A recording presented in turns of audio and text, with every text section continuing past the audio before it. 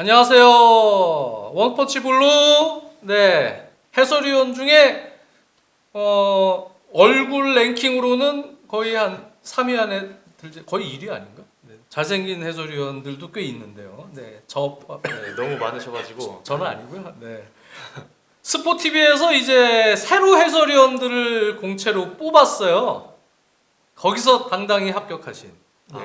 오늘 왜 모셨냐? 특이한 이력을 가지고 계십니다. 네. 심판입니다. 현역 심판. 근데 요새 활동을 안 한 지가 좀 돼가지고 그래요? 네. 그리고 곧 이제 1급 시험을 곧 언제 보나요? 1급 시험은? 이제 한 11월 말쯤 보통 연말에 항상 연말에요? 시험을 보니까 1급 시험 지금 앞두고 있는데 지금 K리그 심판들이 1급이거든요. 거기서 이제 평가가 좋고 하면 이제 K리그 주심들도 하는데요. 네. 심판입니다, 현역. 네. 그리고 지금 해설위원으로 합격을 하셔서 우리 잘생긴 이완우 심판 겸 해설위원님 모시고 여러분들 궁금해하는 뭐 판정 논란 많잖아요. 네, 판정에 대한 이야기 또 월드컵을 앞두고 있기 때문에 이번 월드컵에서의 물론 발표는 안 했지만 판정에 대한 기조는 또 정보들이 있으실 테니까 심판들끼리 어떻게 될지 그런 거 오늘 좀 얘기를 해보려고요. 네. 오늘 뭐 제가 아는 한에서 최대한 이제 시청자분들이랑 같이 소통하면서 네. 많은 걸 알려드리고 갈 수 있었으면 좋겠습니다. 자, 어제 일단 저 대표팀 경기들은 잘 보셨고요. 네, 뭐 팬들 또 우리 홈 팬들은 이강인 선수 한번 어떻게 하나 보고 싶어 했는데 좀 아쉬운 부분 팬들도 많으시겠죠. 네. 하지만 뭐 감독이 선수 선발 또 기용 권한을 가지고 있기 때문에 빈투 감독이 일단 그런 소신이 뭐 나름대로 있겠죠. 결과를 잘 만들기를 저 팬 입장에서 바랄 뿐입니다. 저 가서 본선 가서 그렇습니다. 뭐 대표팀 경기 얘기 관련해서 혹시 물어보실 분들 있으면 한번 물어보시면 간단하게 우리 이완우 의원도 봤죠 경기를. 네, 저도 다 지켜봤습니다. 네, 어땠습니까 좀? 네.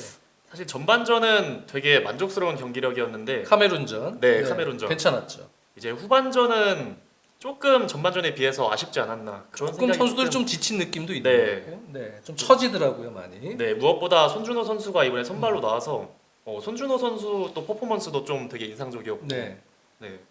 근데 한 골만 터뜨린 게 조금 아쉬웠던 그런 경기였다는 생각이 듭니다. 그렇죠. 이번에 그 코스타리카전 같은 경우는 퇴장 판정도 나왔잖아요.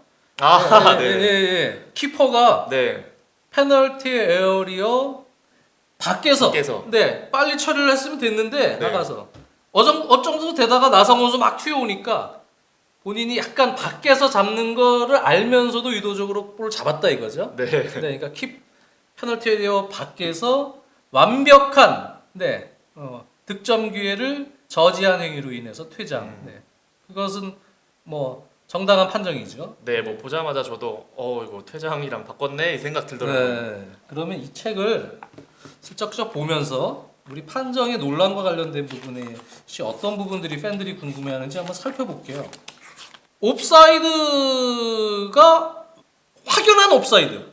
이거는 그냥 완전히 전 VAR 쪽 기다리지 말고 그냥 들어도 될 것 같은데 확연한 옵사이드인데 부심들이 들지 않고 이러다가 나중에 그런 거 드는 경우들도 있어요. 그거 좀 짜증나더라고요. 저는 개인적으로 봤을 때 저런 정도도 뭐 확실한 소견이 없으면은 그거 뭐가 규정이 있습니까 원칙이? 네, 아무래도 이제 심판 쪽에서 지침이 그동안 이제 오프사이드가 좀 애매한 장면일 때 오프사이드를 만약에 뭐 일찍 들었는데 나중에 보니까 오프사이드가 아니면은 또 이제 공격팀이 피해를 보게 되다 보니까 그거는 좀 애매한 상황 아니에요? 네. 네, 애매한 상황일 때는 안 드는 게 맞죠. 네. 끝까지 결과를 보고 네. 일단 자기가 소견은 들었어도 그건 VAR 체크한다. 네. 골이 들어간 상황이 있을 수 있으니까. 그렇죠. 네. 근데 그러지 않은 경우. 네, 그런 부분 때문에 이제 그런 지침이 있는 건데 네. 지금 너무 확연히 누가 봐도 오프사이드인데 네. 오프사이드를 안 들고 기다리는 심판이 좀 많이 있긴 하더라고요. 저도 그 있죠. 부분은 조금 굳이 그렇게까지 해야 하나 싶은 생각이 들긴 해요. 그거는 뭐 규정으로 들면 무조건 안 된다는 아니죠. 네, 자기가 확신이 있는 부심은 그냥 들면 되죠. 이건 확연하다면 바로 들어도 돼요. 그러니까. 네. 간혹 요즘에 그런 부심들이 있어요. 이거 뭐 완전히 한 몇 메다 이상 나가 있는 옵사이드인데 그것도 안 들고 기다렸다가 끝나고 상황이 종료되니까 들더라고요. 그래서 아니 저런 상황에서도 안 들 거면은 그거 뭐로 부심 나가나 그냥 VAR로 다 해버리지. 네. 그거 좀 너무 좀 심한 경우들도 있는데 그런 건 좀 들었으면 좋겠다. 저도 그건 그건 같은 생각입니다. 동감이에요. 네. 네, 그렇습니다. 제가 오늘 이제 스코틀랜드 경기 중계하고 왔는데 아, 그 경기에서 그 상황이 진짜 많이 나왔어요. 그래요? 제가 그래가지고 어. 해설로 아예 언급을 한번 했을 정도로 예, 지금 같은 장면은 부심이 조금 너무 확연하기 때문에 일찍 들어도 될 것 같다. 네. 이런 식으로 했을 정도로 네. 제가 오늘 그렇죠. 중계하면서도 그런 게 좀 많이 나왔었거든요. 그러니까 왜 어떤 경우들이 있냐면 완전히 확연한 옵사이드인데 부심이 안 드니까 네. 선수들이 플레이를 해요. 근데 그게 플레이가 바로 가서 슈팅까지 가느냐? 거기서 또 막 연결을 해. 그러니까 선수들이 막 움직여. 네. 뭐 하다가 결국은 종료가 되는데 시간이 꽤 걸린 거예요. 아 맞아요. 그 다음에 든 거예요. 그게 또 그러면은 그 선수들이 뭐야 힘 이제, 빠지잖아요. 네, 또 무의미한 체력 소모가 나오는 묘미한 거니까. 체력 소모가 나오고. 네. 네. 아 그래서 확연한 건 맞습니다. 좀 드는 게 맞지 부심이 않나. 쫄보인가? 네, 그거죠. 시쳇말로 하면 저 말도 좀 일리가 있는 것 같기도 하고. 네. 네. 팬들이 이제 중계 중에 저희가 VOR이라는 표현도 쓰는데 그거는 비디오 오퍼레이션 룸이에요. 네. 그 안에 있는 VAR 판정을 내리는 장비들 가지고 그 방을 얘기하는 거죠. 그렇죠. 트럭이죠. 네, 네. 네, 트럭 안에서 트럭 하는 K리그 안에. 같은 경우에는 네. 그걸 VOR, 비디오 오퍼레이션 룸이고요. VAR은 뭡니까? 비디오 어시스턴트 레프리입니다. 네, 그거는 이제 VAR로 판정을 한다는 얘기고 운영실은 VOR이라는 거. 그래서 가끔 이제 중계 중에 VOR에서 지금 뭐 이런 얘기들을 나누는데요. 이렇게 얘기를 하면 네 맞아요. 아까 어떤 분 저 자식 VAR인데 VOR이라 그런다고. 아 네. 맞아요. 그러시는 분들이 있습니다. 그 얘기가 아니니까 오해하지 않은 말을 주시길 바라겠습니다. 네. 저기 GUK님이 옵사이드 때 골키퍼 시야 가리는 옵사이드는 애매하던데 심판할 때 이게 사실은 음, 그 간섭하거나 옵사이드 위치에서 방해를 하거나 이득을 얻거나 그냥 규정사에는 그래요. 그래서 슈팅을 하는데 키퍼의 시야에 방해를 받는 위치에서 가만히 있더라도 네. 그래도 방해한 행위가 되거나 거기서 조금 움직여서 간섭을 하거나 물론 터치가 되면 마지막 터치가 돼 버리니까 그거는 네. 그냥 그거는- 옵사이드지만 공이 터치하지 않고 그래도 상황에 따라서는 이제 그게 옵사이드가 이제 되는데 그것도 약간 애매한 경우들이 있잖아요. 아, 네, 있죠. 저런 부분도 조금 주심이랑 VOR실에서 소통을 해서 네. 결정을 하기도 하고 주심이 이제 내가 봤을 때 이건 방해로 좀 되지 않았다라고 판단해서 그렇게 하는 경우도 있는데 예를 들어서 보통 골키퍼가 이렇게 있으면은 앞에 오프사이드 선수가 있을 때 네.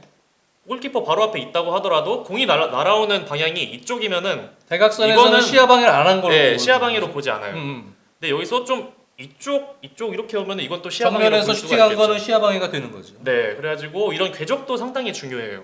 근데 이제 대각선으로 슈팅을 하는데 어떤 경우들이 있었냐면 네, 딱 보면 이렇게 3D 이렇게 화면처럼 네. 싹 돌려서 키퍼 쪽으로 보니까 네, 이 선수는 이쪽 대각선에 서 있긴 했는데 음. 볼 수는 있는 거야 공의 궤적을. 네, 네. 네. 그러니까 공을 슈팅을 한 공의 궤적에 대한 시야를 방해하진 않았어요. 네. 근데 바로 그 옆에서 바로요. 바로 옆인데 대각선 궤적처럼 보이죠. 네. 방해하는 궤적처럼. 바로 옆에서 슬쩍 움찔하긴 했는데 이렇게 했어요. 아, 그런 경우인데 어떤 심판은 그거를 이거는 방해했다. 근데 어떤 심판은 이거 방해한 거 아니다. 이거는 그냥 무관하다 없어요. 이렇게 판정이 갈리는 경우들도 있더라고요. 네, 확실히 뭐 중요한 결정을 할 어. 때 또 그 장면이 되게 애매한 장면이면은 주심의 주관도 어느 정도 들어갈 수밖에 없고요. 그리고 어떤 중요한 결정에 대해서 나중에 뭐 소위원이라든지 높은 데에서 그 결과가 정심이냐 오심이었냐 결정을 할 때도 그때도 갈리죠. 네, 그때도 이 의견이. 높은 분석관들이나 강사님들끼리도 의견이 갈려요. 네. 거기서 이제 과반수가 나온 쪽으로 해서 이제 정답으로 이제 하거든요. 네. 그렇기 때문에 그 파울의 장면에 대해선 이답도 있을 수 있고 이답도 있을 수 있다. 결국 주심의 선택이 좀 중요하다라고 말씀드릴 네. 수가 있을 것 같습니다. 그런 선수들 성향이 또 있어요. 네. 어떤 선수는 그냥 살짝 진짜 툭 단 것 같은데 막 이런 사람이 네. 있고 어떤 사람은 강하게 부딪혀도 그냥 자기 플레이만 하는 선수가 있고 그렇거든요. 네. 근데 이거 하나 말씀드리면은 진짜 가벼운 접촉에도 막 이렇게 오바액션 하면은 아마 안 좋게 작용할 확률이 좀 높습니다. 내가 두고 본다 이런 게 좀 두고 있거든요. 본다 하고 네. 이제 싹 담아두는 거죠 네. 주심이. 네. 팔에 대한 부분, 팔은 이제 옵사이드 영역이 아니고 그 그렇죠. 핸드볼도 역시 팔에 맞을 때 나오는 건데 이거를 프리미어리그가 팔 소매 있죠 그 유니폼 네네. 여기를 잡고 이제 긋잖아요. 네 그렇죠. 네. 네. 근데 또 시즌마다 FIFA랑 UEFA랑 뭐 여기 또 이 겨드랑이 여기서부터 이렇게 거야 된다. 여기를 잡는 것도 있고 네. 막 이게 시즌마다 최근 몇 년 사이에 막 왔다 갔다 하니까 짜증이 나요, 솔직히. 이걸 좀 명확하게 잡아줘야 되는데 어떻습니까? 보통 이제 피파 쪽에서 이제 강사님들 심판 교육할 때 얘기하는 규정은 조금 부위가 그런데 네. 겨드랑이 끝 지점, 예, 겨드랑이 끝난 지점 한 이쯤 이 정도를 이제 핸드볼 겨드랑이 끝나는 지 여기네요. 네, 이 정도를 이제 범위로 보거든요. 근데 이게 또 만약에 이제 VAR에서 라인을 그을 때 네. 아 여기 그림이 이렇게 돼 있네. 여기 보시면 여기는 또 이렇게 소매 끝으로 이렇게 봉제선, 네, 봉제선으로 이렇게 해놨어요. 또 여기는 그림은. 이게 육안상으로 어떻게 명확하게 또 볼 수가 없잖아요. 예. 그러다 보니까 VAR에서 이제 딱 체크를 할 때 여기서 이 차이랑 이 차이로 또 그게 만약에 갈리게 되면 그 팀 피해받은 팀 입장에서는 아니 그때는 이 정도도 뭐 오프사이드 선언을 하더니 지금은 왜 이 정도인데 선언을 안 하냐 뭐 이런 얘기도 나올 수 있고. 그렇죠. 이것도 기준을 이번 월드컵에서는 또 이 기준도 확실히 잡아줘야 될 것 같은데요. 네. 대회 뭐 이게 시작 소매 전에 봉제선으로 하는 데인데 이것도 문제가 되는 게 유니폼마다 어떤 팀은 어떤 선수는 좀 이렇게 헐렁하게 입기도 하고, 예? 네. 또 어떤 팀은 아주 타이트하게 옛날 카파 유니폼처럼 입어서 네. 좀 이렇게 짧은 경우도 있고, 네. 뭐 그렇잖아요. 맞아요. 맞아요. 네. 이게 참 그게 기준으로 하자는 것도 참 이게 좀 기준이 불명확한 느낌이 있습니다. 네. 최근 맨유 경기 때 리산드로 그건 진짜 너무 억울할 것 같던데. 예. 저 장면은 저 장면에 대해서도 저도 이제 주변 심판들이랑 좀 많이 얘기를 나눠봤었는데 그때 이제 슈팅의 궤적 자체가 골문으로 향하는 궤적이었기 때문에 핸드볼을 판단할 때 그 슛의 궤적이 어디로 날아가느냐도 좀 중요하게 판단을 그렇죠. 하거든요.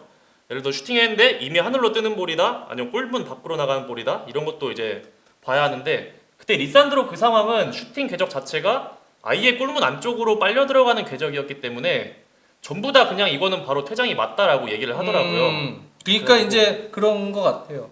이게 이제 의도성을 보는 게 일차적으로 중요한데, 보통은 뭐 팔, 오버 더 숄더, 네. 또는 부자연스러운 실루엣, 네. 의도성이 있느냐, 이게 자연스러웠냐, 부자연스럽냐, 부자연스러운 실루엣이냐, 그다음에 과도하게 이렇게 과도한 몸의 동작에 의해서 과도한 실루엣이냐, 또는 오버 더 숄더, 팔이 위로 올라간 상황이었냐, 뭐 맞아요. 이런 걸로도 규정상으로는 이렇게 명시가 돼서 어떻게 보면 권고하는 거죠. 네, 네. 그런 식으로 해서 이런 상황일 때는 의도성을 조금 더 유심히 바라는 느낌 같은데 어떤 경우는 이렇게 딱 몸을 약간 붙이고 돌리는 네. 상황인데 손이 이렇게 돌다 보면 점프하다 보면 손도 약간 올라가잖아요. 그렇죠. 올라가는데 이렇게 손이 약간 어깨 위로 이렇게 올라갔어요. 근데 여기 맞았어. 탕.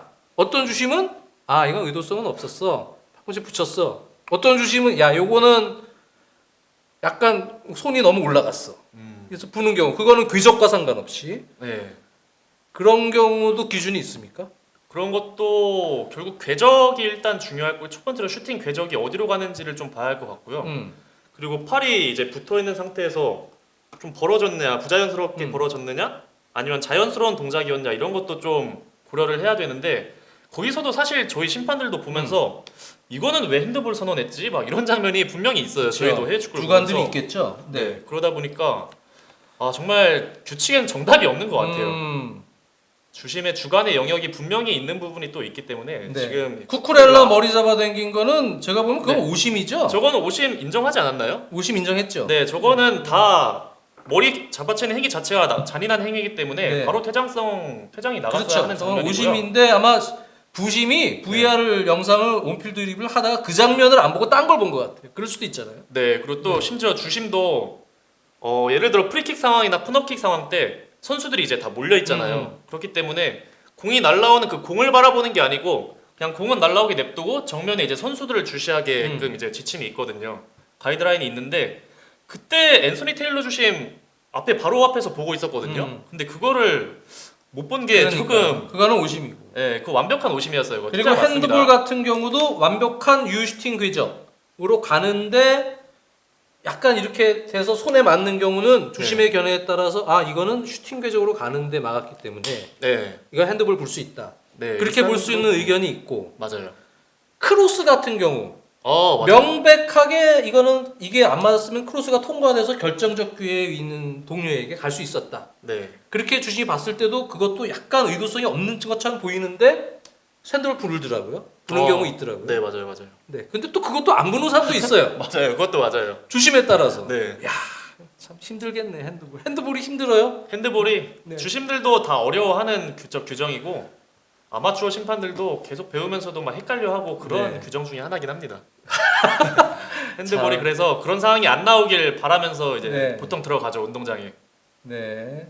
핸드볼. 기본적으로 이제 팬들이 또 약간 오해하는 게 우리가 규정에 이른바 따닥 다른 부위에 맞고 팔에 맞는 경우 예를 들어서 여기 공이 딱 왔는데 여기 엉덩이 맞으면서 공이 올라타서 팔에 맞는 경우 그렇죠. 그런 경우는 의도성으로 인정을 안 해요. 네. 네, 따닥대는 경우에.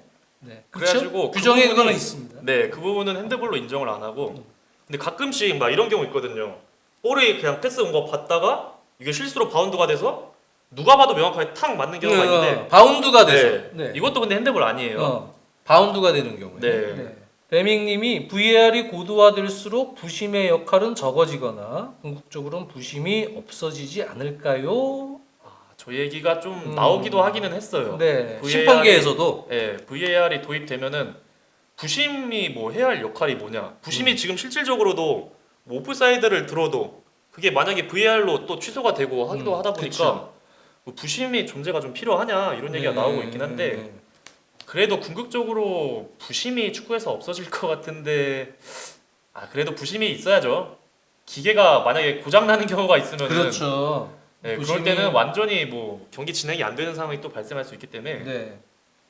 그리고 또 막 역습 나고 그럴 때 라인 타서 부심 막 뛰어가는 것도 네. 또 하나의 그것도 축구의 한의 볼거리고 네, 아. 그러는 게 있어야 축구 같아요. 진짜 빠른 부심 되게 많습니다. 네, 발도 빠르고 와. 그리고 딱 그래서 부심이 또 딱 깃발 들고 그럴 때 이게 보는 맛이 있어야죠. 네. 축구라는 게. 네. 근데 저런 건 있으면 좋겠어요 개인적으로. 어떤 9.15m 보통 프리킥 프리미어리그 같은 경우 잔디 한 칸 6m 되니까 아마 요즘 뭐 골프장에서 이렇게 해서 거리 측정기도 있고 그렇잖아요. 네. 그런 거 좀 대충 부심이 그 수비벽 9.15m를 감으로 뭐 잔디 한 칸 반 가갖고 딱 뭐 하거나 이러지 말고 네. 딱 지점에서 아. 딱 찍으면은 딱 9.1이 나와가지고 거기다 선 그면 선수들이 왜 이렇게 가깝냐 이러냐 이런 거 없지 않을까 싶은데 맞아요. 벽도 중요하니까. 수비벽 거리 요즘 네. 같은 첨단 시대 그런 거는 좀 약간 기계의 힘을 빌려도 되지 않을까 싶어요. 그런 거 너무 인간적이더라고 맨날 보면 맞아요. 수비벽 이렇게 해서 네. 하고 하는 거는 선수들도 이렇게 앞으로 조금씩 가서 금 밟고 이렇게 나오고 네. 맞습니다. 스프레이 대충 뿌리고 뭐 이렇게 하는 그런 거는 거리나 높이 차이가 조금 차이가 하고 그러는 게 상당히 그 크잖아요. 차이 크죠 정말. 킥이 살짝 넘어갈 수도 있고 머리 네. 스칠 수도 있고 하는 상황이니까. 네. 근데 또 그런 거는 또 대충 해 보면. 이제 보통 심판마다 네. 자기 부폭 기준으로 이제 정해놓은 그 9.15m 계산하는 방법이 있는데 본인은 어떻게 해요? 저 같은 경우는 이제 13걸음이거든요. 프리킥 벽을 이제 9.15m거든요. 네. 저희 사회인 축구 운동장은 잔디 결 하나가 4m예요. 4m. 네, 그래가지고 네. 두 칸하고 한 3발걸음 정도 뒤로 아. 가시면은 9.15m가 맞춰집니다. 인조잔디 구장들. 네. 네, 사회인 그래서 사회인 축구 네, 심판 보시는 분들 좀 네. 이용하시면 좋지 어. 않으실까? 근데 프리미어리 구장 이런 데는 또 한 6m 정도. 한 칸. 네, 약간 네. 해외 축구는 다 6m 정도 6m 돼 보이더라고요. 네. 그래서 보통 보면 프리킥 벽 세울 때 항상 한 칸 반 정도 네. 세우더라고요. 그 혹시 대학 경기나 이런 거 할 때 네. 조금 그 에피소드들이 좀 있는 경우들이 있었나요? 조금 기억에 남았던 어떤 판정이나 뭐 논란이라고 하기 좀 그렇지만. 약간 그런 거 있는 것 같아요. 네. 심판으로서 어떤 판정을 해도 네. 죽는 상황이 있거든요. 어떤 상황이? 어떤 판정을 해도 죽는 상황이 어. 있는데 제가 주심이고 예를 들어 페널티 박스에서 어떤 상황이 나왔을 때예요. 심판 이제 공격수가 상대 수비수를 제치고 가는 과정에서 명백한 득점 기회에서 이 친구가 명백한 파울을 했어요. 근데 공격수가 그걸 어떻게 이겨내고 해가지고 어드밴티지를 준 거죠. 그리고 이제 비어있는 골대에 넣기만 하면 되는데 네. 못 넣었어요. 아. 근데 이러면은 이제 지도자는 네. 이거 퇴장 아니냐 페널티킥 아니냐 뭐 이런 상황이 나올 수가 있거든요. 아. 그래가지고 이런 상황에서는 주심으로서 되게 난감해요. 어드밴티지를 주면은 그냥 상황이 거기 앞에 상황은 무시하고 그냥 가는 거 아니에요? 네, 네. 이미 끝나는 거기 준 때문에 건데. 근데 사실은 그거는 명백한 득점 기회니까 퇴장을 줄 수 있는 기회면 퇴장을 주는 게 훨씬 이득인 상황인 것도 맞죠? 네, 아니면 또 먼저 그냥 페널티킥을 끌어서. 얻었을 수도 있고. 네, 페널티가 올 수도 있고. 근데 제 입장에서는 완벽히 이제 골키퍼도 제꼈어요. 네. 그냥 비어 있는 골대니까 네. 아 이거 어드밴티지 기다려서 잘 줬다 했는데 공격수가 그 비어 있는 골대로 못 넣고 엉뚱한 데로 차서 한 거예요.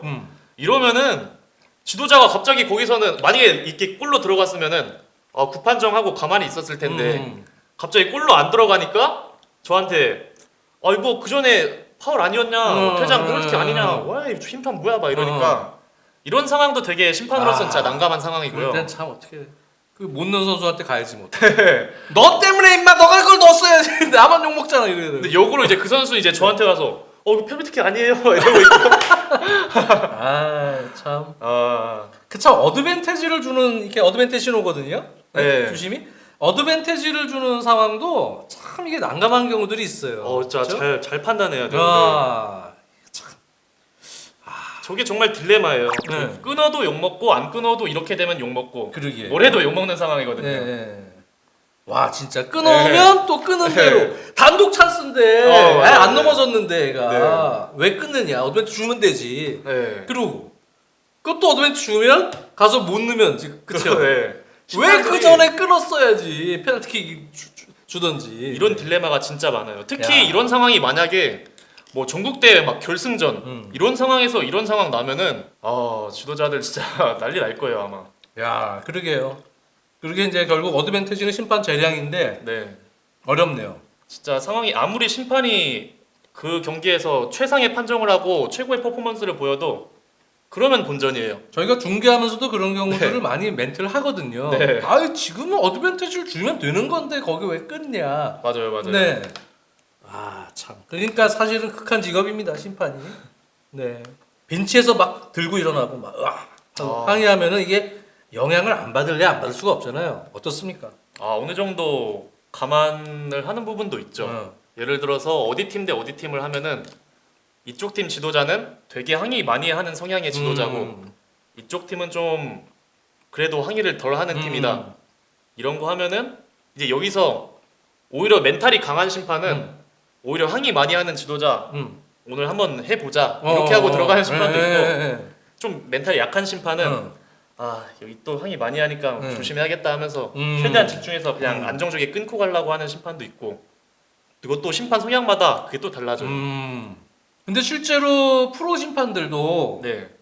그 다른 직업을 갖고 K리그 또 심판들 활동을 하면서 보수를 받는 경우가 대부분이잖아요. 네, 거의 그렇죠. 그 심판을 하고 싶어하는 분들도 혹시 이 중에 계실 텐데 어떻습니까? 심판이란 직업 경제적으로나 뭐 여러 부분에서 본인도 이제 그 과정을 밟고 계신데 분명히 매력은 있는 직업인데 네. 만약에 하실 생각이 있으신 분들은 멘탈이 일단 강하셔야 되고요.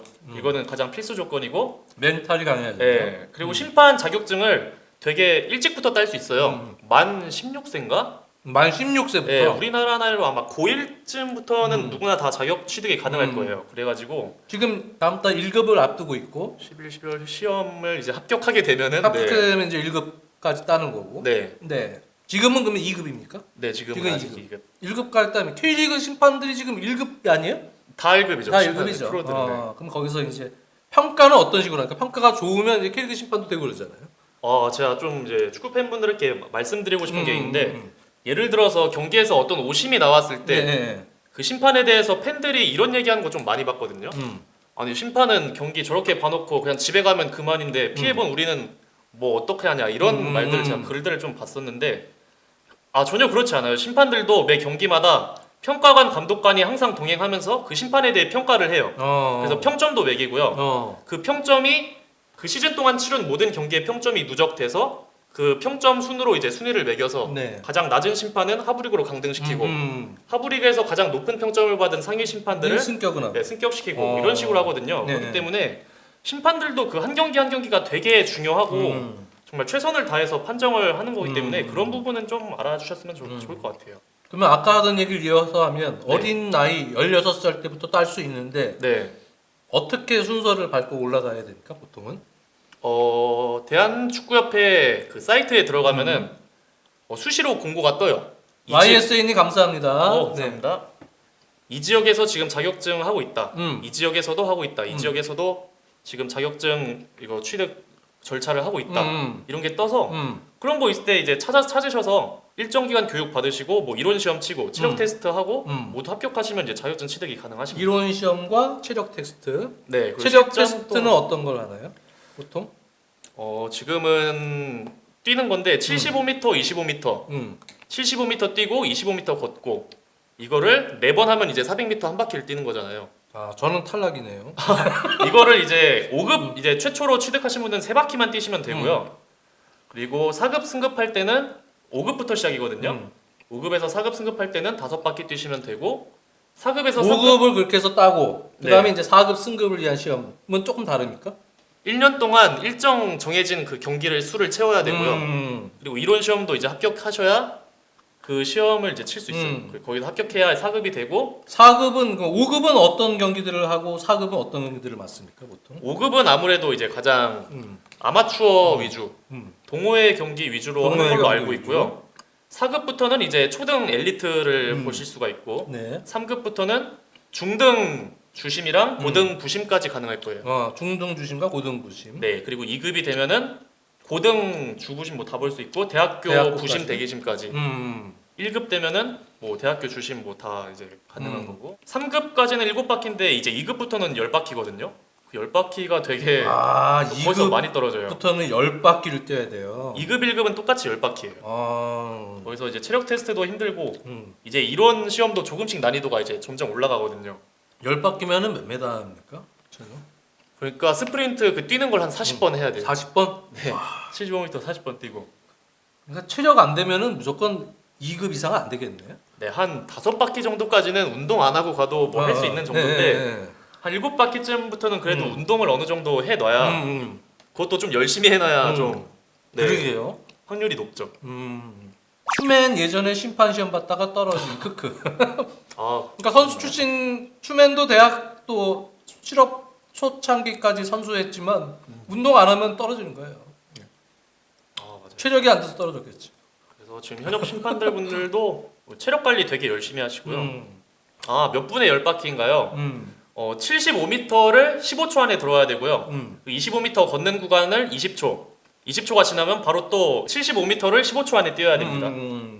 다음 달 1급 시험을 볼 때는 또 체력 테스트를 또 해야 돼요? 네, 벌써부터 무서워요. 지금 운동을 좀 하고 있어요, 그러면? 요즘에? 요새 그냥 이제 좀 그냥 축구 이런 거 일상에서 할 수 있는 그런 네. 걸 주에 한 1, 2회 정도 하고 있고요.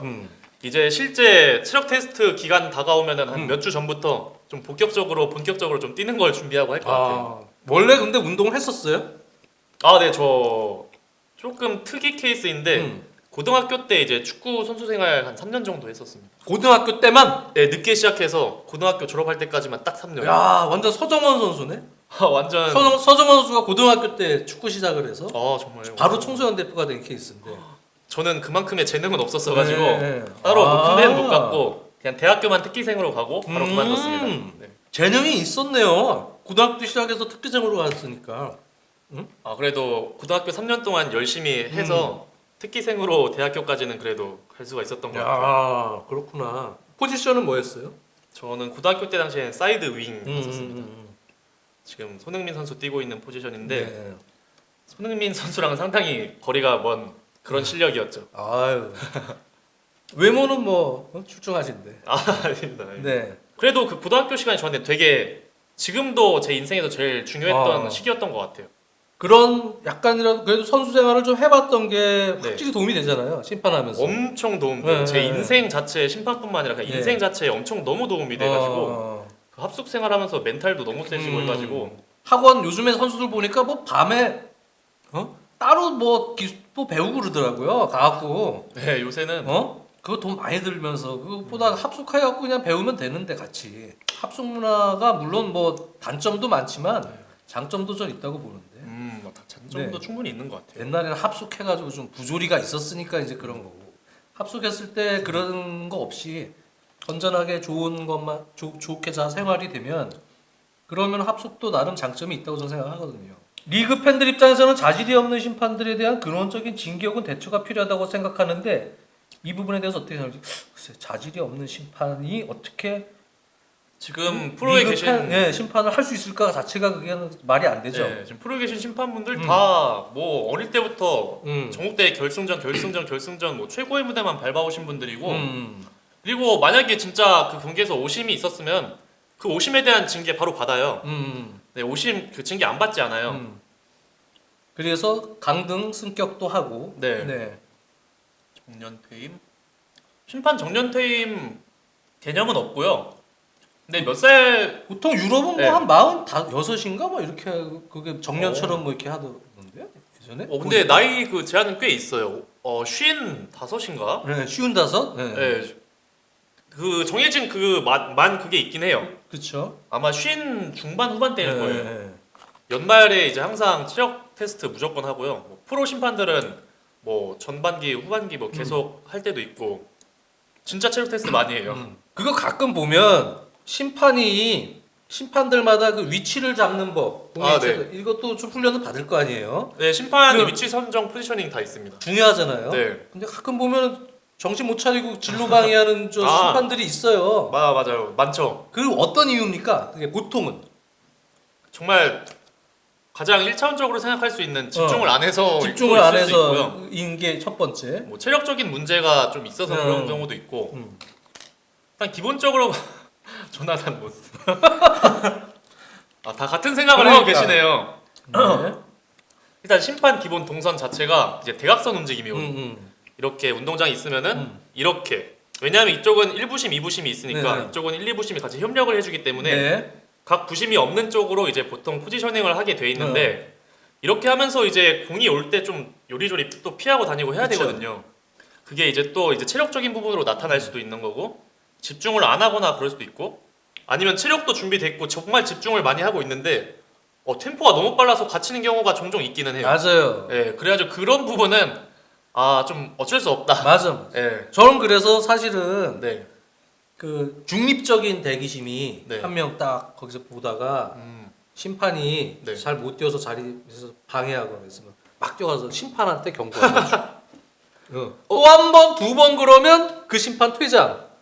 그리고 대기심이 들어가는 거지. 네. 저는 이 규칙이 굳이 왜 있는지 모르겠는데 네. 주심이 부심 해임시킬 수 있습니다. 규칙 중에 경기 중에 네, 부심이 좀 못한다. 못한다 이러면 주심의 권한으로 부심을 해임시킬 수가 있어요. 경기 중에 너 나가 이럴 수 네, 있는데. 규칙서에 나와 있거든요. 리얼리? 나 그거 몰랐네. 그 규정이 왜 있는지 모르겠어요. 오. 실제로 그런 걸 본 적도 없는 것 같고. 근데 너무 이제 요즘에는 VAR 판정 때문에 네. VOR실의 권한이 좀 너무 세지는 것 아닌가라는 느낌도 있거든요. 그쵸. 예를 들면은 어떻게 생각하실지 모르지만 박스 안에서 세트피스 수비를 하는데 막 선수들이 몸싸움 하느라고 잡고 뭐 하고 이렇게 많잖아요. 네네. 사실 엄밀히 보면 그 잡을 수 있는 거 많거든요. 네? 맞아요. 그렇잖아요. 네. 그 VOR실에 있는 어떤 VOR 심판이 그냥 속으로 얘네 마음에 안 드는 거야. 잡고 싶어. 뭐 되게 세밀하게 그 상황만 되면 보는 거예요. 그다음 뭐 하나 걸리면 이제 콜 하는 거지. 네. 나는 그런 것도 좀 약간의 폐해가 있을 수 있지 않겠나라는 생각이죠. 그리고 박스 안에서 이중 처벌을 PK까지 주는데 퇴장은 너무하지 않느냐 해서 이중 처벌을 금지하는 그런 부분들. 그 부분은 지금은 어느 정도 어떤 식으로 정리가 되어 있습니까? 그것도 약간 이랬다 저랬다 약간 하는 경우들이 있어서 시즌마다. 그것도 이제 파울이 어떤 상황의 파울이었는지를 좀 고려를 해야 돼요. 네. 예를 들어서 박스 안에서 명백한 득점 기회 저지는 원래는 퇴장이잖아요. 박스 그렇죠. 바뀌면은. 네, 박스 박스 안일 경우에는 이게 정상적인 도전으로 그걸 저지했을 경우가 이제 하나가 감면되는 거고요. 정상적인 도전. 정상적인 도전이 아니고 좀 스터드를 들었다거나 아니면 의도적으로 막 핸드볼을 통해서 막았다거나 아니면 의도적으로 막 밀었다거나 뭐 그런 경우는 정상적인 도전이 아니고 뭔가 의도성을 갖고 한 거기 때문에 그건 뭐 그냥 시리어스 파울 플레이나 감면이 안 돼요. 바이올런트 컨덕트에 들어가 버려서 그냥 그것도 어차피 퇴장 시킬 수 있는 거 아니에요? 그거는 박스 아니어도 감면이 안 되고요. 그러니까 어차피 퇴장 판정이 나오는 상황. 네. 박스 아닌데도 네. 다른 쪽의 위치에서도 어차피 퇴장상이 나는 상황은 그냥 퇴장이죠. 그렇죠. 근데 공을 향해서 정상적으로 들어갔는데 태클하다 보니까 스터드가 약간 들렸어. 네. 근데 공 터치하려고 그랬는데 타이밍이 약간 늦은 거예요. 네. 그래가지고 딱 해갖고 결국 태클이 들어갔어. 아, 그런 부분도 네. 근데 결국에는 주심이 볼 때는 아 이거는 공을 향해서 들어가려다가 정상적인 플레이 하려다가 네. 태클이니까 네. 이거는 PK에 퇴장까지 주는 건 좀 너무하다. 그래 너는 경고 줄게. PK 주고 이런 심판이 있고 어떤 아하. 심판은 야 이거는 그냥 퇴장 줘야 될 것 같아. 또 약간 그런 부분도 갈리는 부분이 있는 것 같아. 박스 안에서의 판정은 또 그 발 들어온 그 어떤 속도 이런 것도 또 고려를 해야 되고요. 속도. 예. 그리고 뭐 스터드가를 들렸는지 힘의 강도 이런 것도 다 고려를 해야 되기 그렇죠. 때문에 그런 부분이 진짜 주심으로서 그 순간 그 한순간에 판단하기가 되게 어려운 것 같아요. 그런 부분 때문에 참 이 장면 저 장면 논란도 되게 많이 일어나고 하는 맞아요. 건데 침을 뱉거나 뭐 비신사적인 행위를 하는 경우는 그냥 확실한데 그런 거 보기가 쉬우니까. 네. 근데 이제 반칙하는 경우는 이게 시리어스 파울. 심각하다라는 게 과연 어느 기준에 있냐. 이 퇴장을 주는 조건, 바이올런트 컨덕트, 뭐 여러 가지 비신사적 행위, 시리어스 파울 플레이 여러 가지가 있지만 네. 그 시리어스 파울이 제일 많잖아요, 보통은. 네. 거기서 어떠한 그래도 기준이 이게 중요할까요? 퇴장성에 관해서 퇴장. 네. 이걸 퇴장을 줘야 되는 건지 경고로 끝나야 되는 건지. 일단 가장 중요한 게 이제 그 행위의 결과를 이제 우선적으로 보게 돼 있거든요. 결과. 그렇기 때문에 이 선수가 뭐 의도적으로 한 게 아니더라도 결과론적으로는 발바닥을 들고 컨택이 됐으면은 결과론적으로는 되게 위험한 그 장면이 된 거니까. 결과적으로 위험한 행위가 네, 됐다. 결과가 중요한 거니까 이건 미안하지만 퇴장 나올 수 있는 거고요. 그리고 또 이 선수가 달려오는 속도나 서로 충돌할 때 그 어떤 색이 이런 것도 좀 고려를 해야 할 수 있겠고요. 해야 하고요. 되게 고려할 부분이 많아요. 뭐 위반 그 골과 이제 그 사이 거리도 좀 계산을 해야 되고 수비 숫자가 몇 명이었는지 이런 것도 또 계산을 해야 되고. 확 깨물었는데 이빨이 없어요. 네, 그것도 퇴장이죠. 네. 비신사적 어쨌든 행위. 그건 난폭한 행위니까. 네. 하나도 안 아프지만 이빨이 하나도 안 아프지만, 이빨이 네. 없어서 그래도 퇴장. 네, 그렇죠. 네. 비신사적 행위인 거죠. 네. 네. 깨무는 거 물어봐서 제가 얘기한 겁니다. 네. 추가 시간 때 선수들 드러누워 있으면 가끔 상대편이 쌩까도 심판이 잡아주는데 기준이 있나요? 뭐 선수들이 한 명이 그냥 쓰러져 있으면 네. 쓰러져 있는데 중지를 안 시키고 상대편이 그냥 플레이를 계속 하는 경우 있잖아요. 아, 네. 이게 시간 끄는 행위인지 판단할 수 있는 방법이 없어요. 그쵸. 여기서 만약에 얘가 시간 끄네 하고 무시하고 갔는데 진짜 아픈 거예요. 그럼 주심 또 나쁜 사람 되는 거거든요. 그렇죠. 보통 이제 필드 플레이어는 키퍼는 다치면 그 위치에서 치료를 할 수 있지만 필드 플레이어는 원칙적으로 이제 밖에서 치료를 해야 되잖아요. 네. 네, 나가서. 네. 근데 나갔다가 이제 다시 들어가려고 할 때 네. 일단 선수가 약간 꾀병 같아 주심이. 그래갖고 했으니까 일단 의료진 와가지고 네. 밖으로 나갔어. 네. 주심이 어떤 주심들 보면은 한 거의 4분 5분 동안 안 집어넣더라고. 네, 약간 그거 일부러 안 집어넣는 경우도 있어요. 너 꾀병이었잖아 이러고. 그러진 않아요. 그렇진 왜냐면 않죠. 나갔다가 일단 플레이가 아웃 오브 플레이 이후에 음. 플레이가 재개될 때 이제 다시 들어와야 되는데 그렇죠. 거기서 뭐 볼이 안 나갔다거나 그런 상황일 경우에 이제 못 들어올 수도 있고. 못 들어왔는데 나갔는데도 한 2번인가 그냥 안 집어넣더라. 어떤 주심이. 그래요? 그래서 저 주심은 저 친구를 되게 괘씸하게 봤나? 시간 끌려고 의도적으로 넘어서. 왜냐면 뭐 스로잉이나 어쨌든 경기가 아웃으로 나갔으면 네. 입장을 시켜야 되는데 그러니까 그 선수는 그 뒤에서 왜 나 안 집어넣냐고. 난리 항의하고. 났는데 진짜로. 네. 왜 안 넣어줘요? 막 이러면서. 중동 애들 침대 축구하는데 늘 그냥 넘어감. 이 침대 축구하는 거에 대한 대책은 좀 없을까요? 저거 진짜 딜레마죠.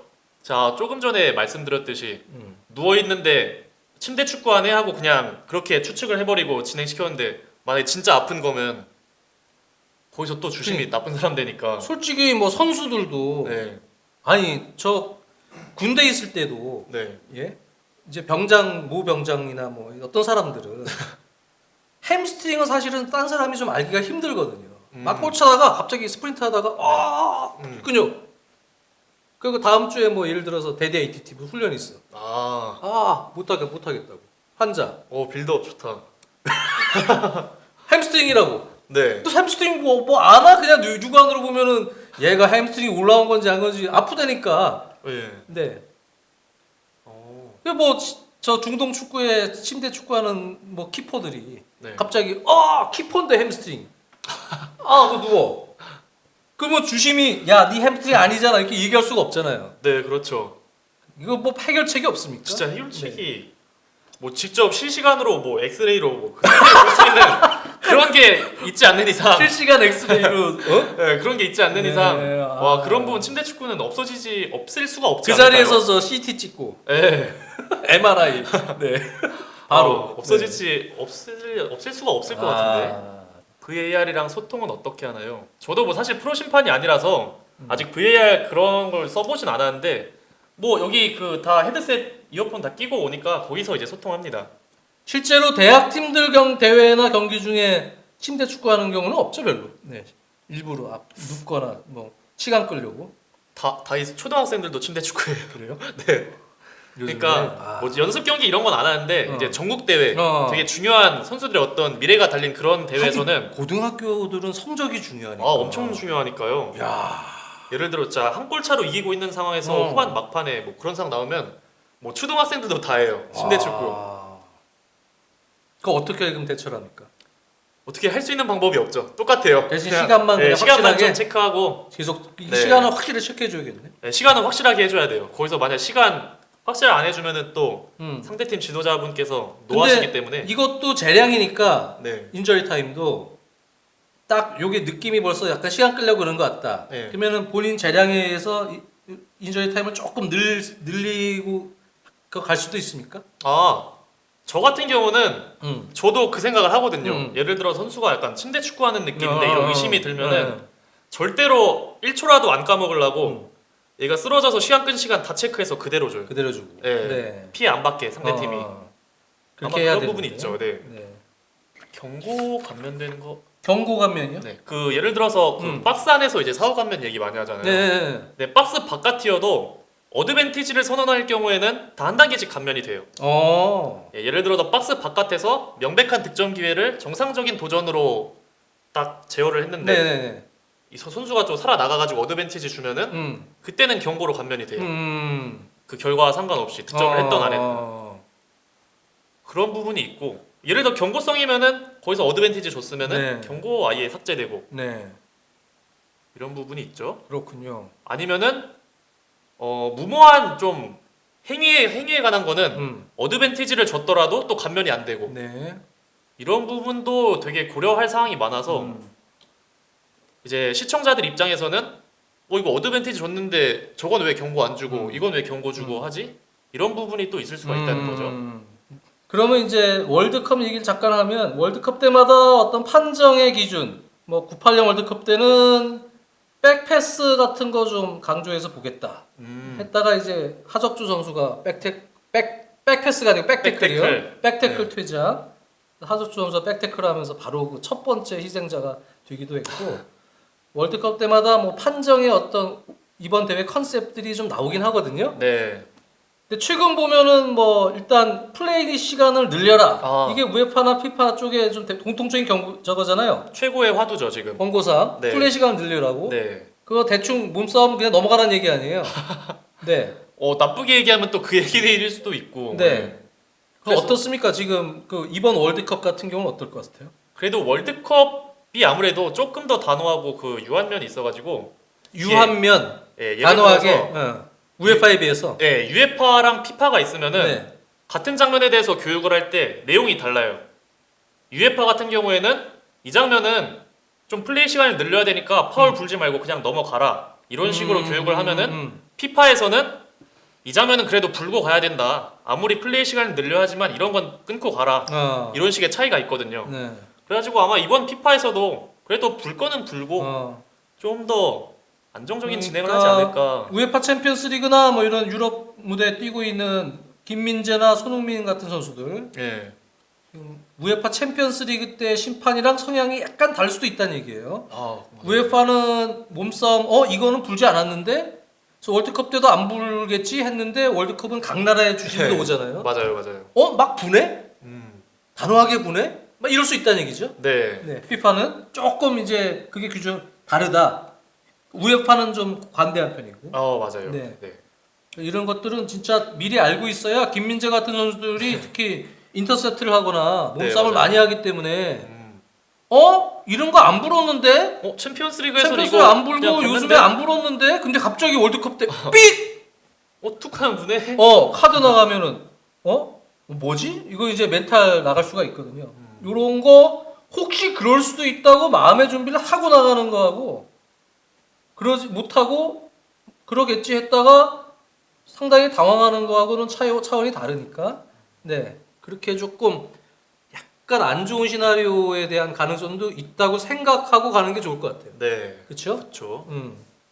오늘 짧은 시간이지만 그래도 우리 유한우 심판 겸 스포티비 해설위원 네 그래도 많은 얘기를 짧은 시간에 해준 것 같아요. 네 다음에 혹시 기회 되면은 또 무슨 대회나 이럴 때 판정 관련된 얘기가 있으면 네. 또 그럴 때 한번 저는 특집으로 또 모실 기회가 있으면 또 모시면 좋을 것 같고 부르시면 저는 언제든지 네. 뛰어오겠습니다. 오늘 어쨌든 이런 얘기를 사실 듣는 경우들이 많지는 않기 때문에 오늘 여기 들어와신 분들은 그동안 좀 듣지 못했던 어떤 부분에 대해서 좀 들어보신 분들도 계실 거예요. 네. 그런 의미에서 오늘 또 이 시간은 좀 유익하지 않았나 생각을 하고요. 네. 다음 시간에도 재미있는 라이브 방송 됐으면 좋겠습니다. 오늘 마지막으로 좀 하고 싶은 말씀 있습니까? 제가 아직 아무래도 프로 심판도 아니고 하다 네. 보니까 좀 더 명확하고 확실한 정보를 많이 못 들었을 수도 있을 것 같아서 그 부분은 제가 좀 더 성장해서 다음에 또 기회가 되면 많이 얘기할 수 있는 자리를 하면 좋을 것 같고요. 네. 또 스포티비 해설 또 열심히 해서 시청자분들 듣는데 좀 불편하지 않게 저도 열심히 노력하겠습니다. 그리고 제가 지금 스포티비에서 저희가 중요한 경기 전후에 또 킥오프 쇼도 같이 하고 있거든요. 그렇죠. 킥오프 쇼도 하고 그러잖아요. 네, 그래서 킥오프 쇼도 경기 전후 2, 30분 뒤에 계속 프리뷰 쇼, 리뷰 쇼 다 하니까 네. 이것도 많이 시청해 주시면 감사하겠습니다. 저도 열심히 우리 핸섬한 잘생긴 이완우 의원님 응원하겠습니다. 다음 시간에 뵐게요. 감사합니다. 감사합니다.